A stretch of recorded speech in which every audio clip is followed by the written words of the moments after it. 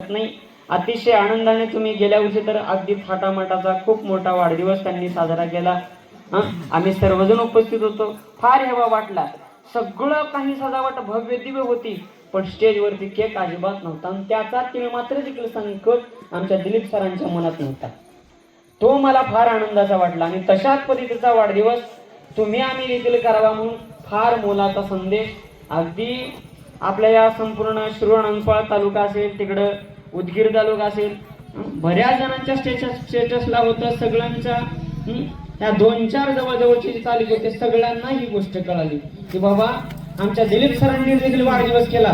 मात्र बघा कसा थाट दीप प्रज्वलित करून केक न आणता अन्नदान, मोठ्या प्रमाणात ज्ञानदान, संत महात्म्यांचे आशीर्वचन, त्यांचं दर्शन, अशा पद्धतीचा वाढदिवस द्यावेत तेवढे धन्यवाद त्यांना आहे.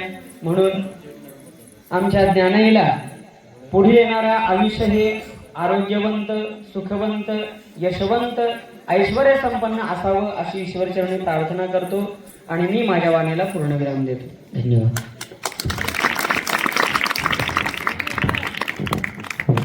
धन्यवाद महाराज. आपण ज्ञानियाला भरभरून आशीर्वाद